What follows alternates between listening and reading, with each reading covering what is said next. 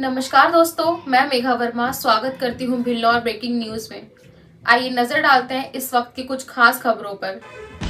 7वां बुद्ध चरित्र भगवंत कथा अमृत वर्षा का हुआ आयोजन। हर वर्ष की भांति इस वर्ष भी उत्तरीपुरा चौकी क्षेत्र के अंतर्गत डोडवा जमोली के सिद्धार्थपुरम स्थित सुमंगल बुद्ध विहार में समन्वय सेवा संस्थान भारत के तत्वाधान में बुद्ध चरित्र भगवंत कथा महोत्सव समिति कानपुर के सौजन्य से 7वां बुद्ध चरित्र भगवंत कथा की अमृत वर्षा का आयोजन किया जा रहा है, जहाँ बुद्ध चरित्र भगवंत कथा का रसपान श्रीलंका से पधारे पूज्य आचार्य भिक्षु प्रियदर्शी थेरो जी के मुखारबिंद से कराया जा रहा है। यह कथा आज 10 दिसंबर से प्रारंभ होकर 17 दिसंबर को विराम होगी। आयोजन की शुरुआत 108 मीटर पंचशील धम्म के नगर भ्रमण कर की गई, जहाँ श्रीलंका से पधारे भगवंत कथा आचार्य भिक्षु प्रियदर्शी थेरो व भिक्षु संघ के स्वागत के साथ हुई। तत्पश्चात बुद्ध वंदना के साथ स्वागत समारोह किया गया, जहाँ डॉक्टर डी रेवती महानायक महाथेर को राजेश चंद ने पुष्प भेंट किए, डॉक्टर स्वरूपानंद महाथेर को लाला राम ने पुष्प भेंट किए, लामा रमेश चंद नेगी को मुकेश चंद ने पुष्प देकर स्वागत किया, प्रिय महाथेर को अजय कुमार ने पुष्प का गुलदस्ता देकर स्वागत किया। वही बुद्ध चरित्र भगवंत कथा से पहले सुमंगल बुद्ध विहार में बनाए गए संत गाडगे महाराज धम्म सभागार वाचनालय का लोकार्पण किया गया। किरण बाला चौधरी, राज्य सूचना आयुक्त उत्तर प्रदेश सरकार व क्षेत्रीय विधायक मोहित सोनकर पहुँचे, जिन्होंने संत गाडगे महाराज धम्म सभागार वाचनालय का फीता काटकर शुभारम्भ किया। आइए देखिए अनूप वर्मा की रिपोर्ट।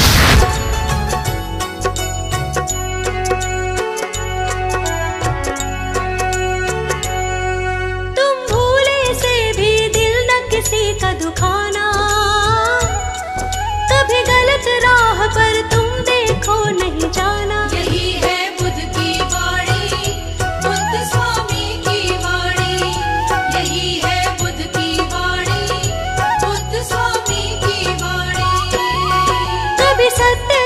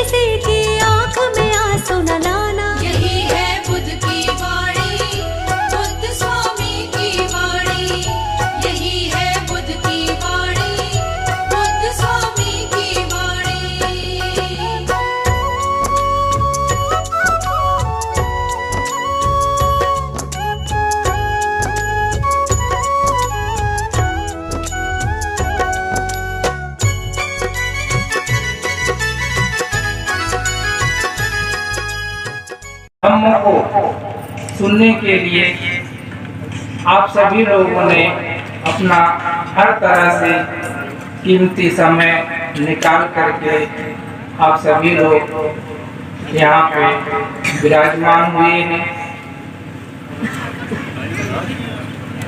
भगवान बुद्ध आप सभी लोगों के बीच में यहीं कानपुर के आसपास में आरवी नाम का स्थान था, वहाँ पे भी भगवान बुद्ध वर्षावास किए। भगवान बुद्ध बोध गया में बुद्धत्व प्राप्त किए, सारनाथ में प्रथम उपदेश दिए, ज्ञान का दीप जलाया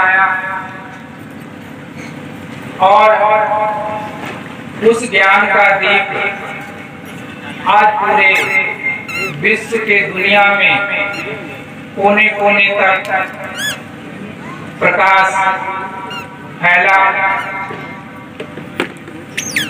और हर तरह से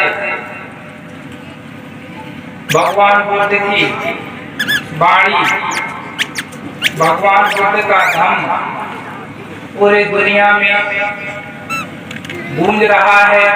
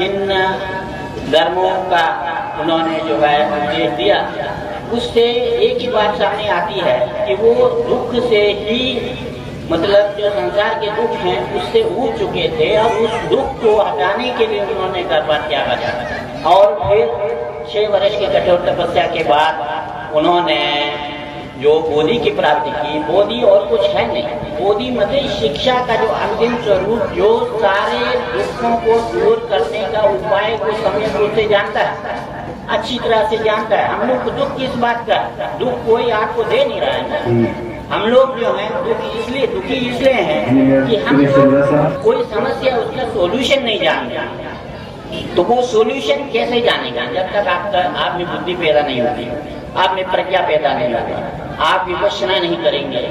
आपके अंदर एक ऐसी जो हम लोगों की भावना है उसको पुष्ट करना है ना। तथागत संगीत बिल्लौर तहसील क्षेत्र के अंदर आज हम डोडवा जमोली गाँव में मौजूद हैं, जहाँ पर 7वां वार्षिक उत्सव मनाया जा रहा है। हमारे आयोजक जी हैं, उनसे जानना चाहेंगे इस संबंध में क्या कुछ कहना चाहेंगे। ये जो आज 7वां वार्षिक उत्सव मनाया जा रहा है, इस संबंध में क्या कुछ कहना चाहेंगे। हम लोग जो हैं भगवान बुद्ध के मार्ग को जन जन तक पहुंचाने का प्रयास कर रहे हैं, क्योंकि भगवान बुद्ध का जो मार्ग है वो वैज्ञानिक मार्ग है। ये अतीत में भी लाभकारी था, आज भी लाभकारी है और आगे भी लाभकारी रहेगा, जिसका कि प्रमाण है कि आज देश में करीब पूरी दुनिया में करीब 28 देश ऐसे हैं जो कि बौद्ध धर्म के मार्ग पर चल रहे हैं और वहाँ पर क्राइम रेट वर्ल्ड का लोवेस्ट है। इससे सिद्ध होता है कि बुद्ध का मार्ग ही कल्याणकारी मार्ग है, ये एक वैज्ञानिक मार्ग है। यहाँ चीज़ों को पहले जानते हैं फिर मानते हैं, ये इसकी जो है विशेषता है। ये मध्य मार्ग पर जोर देता है, अतियों से परे है और ये जो है मानवतावादी यदि विश्व में कोई धर्म है तो वो बौद्ध धर्म ही है, जहाँ पर मनुष्य को की चेतना को बढ़ाने के लिए ध्यान पर जोर दिया जाता है, कर्मकांड पाखंड से दूरी बढ़ाने का ज्ञान कराया जाता है। इस प्रकार से जिन लोगों के अंदर बुद्धि है वो बौद्ध धर्म को अपनाते जा रहे हैं, और जैसे जैसे लोग भविष्य में बुद्धिमान होंगे वो बौद्ध मार्ग को अपनाएंगे। ऐसा अल्बर्ट आइंस्टीन ने 1955 में कहा था कि आने वाले टाइम में 200 साल के बाद में पूरी दुनिया में बौद्ध धर्म ही धर्म होगा, जब लोग वैज्ञानिक और तार्किक विश्वास से भरे हुए होंगे। अर्थात जैसे जैसे बुद्धि बढ़ेगी बौद्ध धर्म आगे बढ़ता चला जाएगा।